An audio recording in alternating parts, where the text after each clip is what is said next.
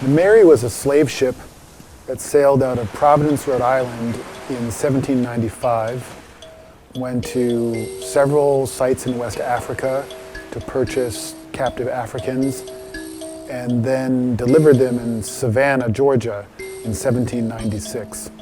What we have here at Georgetown is the logbook of the Mary, which is a journal recording the daily activities that took place on that vessel. There are really not many of these kinds of journals in existence, and it provides an unparalleled window into the operations of the Atlantic slave trade. So the journal can tell us how the ship was outfitted, what kind of provisions and goods it brought to trade for slaves in West Africa.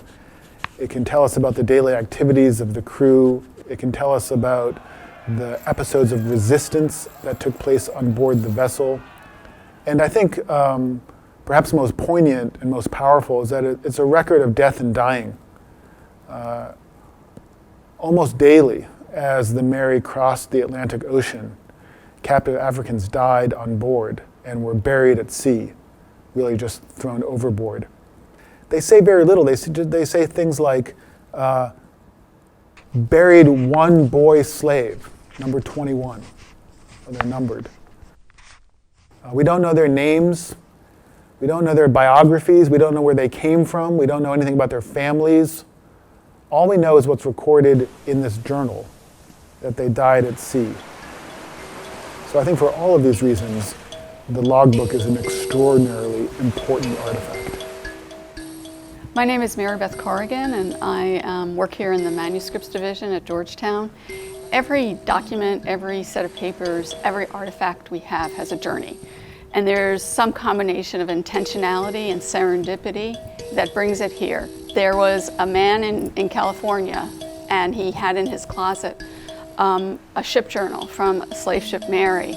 And he happened to know a student who went to Georgetown, and he knew of Georgetown's intention to become a center for the study of slavery.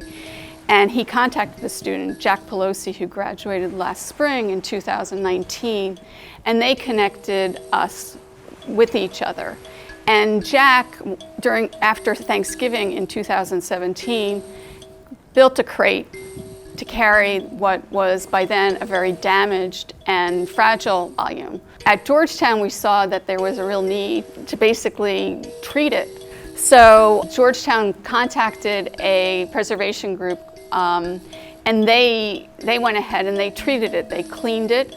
They removed it from its casing and removed its binding, and they re-sewed it. They also took the fragile leaves that were deteriorating and pasted it on a specialized paper called Japanese paper. And if you look closely at the paper, you can see where the watermarks had deteriorated the paper. There's several pages where you have trouble really seeing the whole page. But this record, thankfully, is here and is now stored in basically safe conditions, so it'll be available to students at Georgetown perpetually.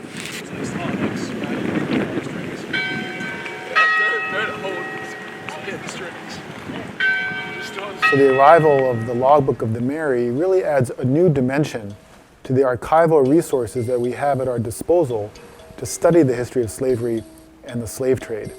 So it's a really exciting opportunity for our students, who can now come to the library and see this artifact for themselves, to try to decipher the handwriting and turn the pages. But that's not all. The logbook has been digitized and is available online.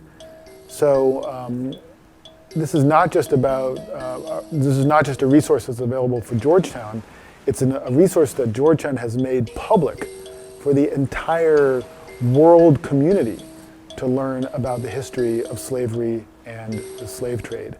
So the fact that this artifact is now at an institution dedicated to teaching and research really gives it a new lease on life.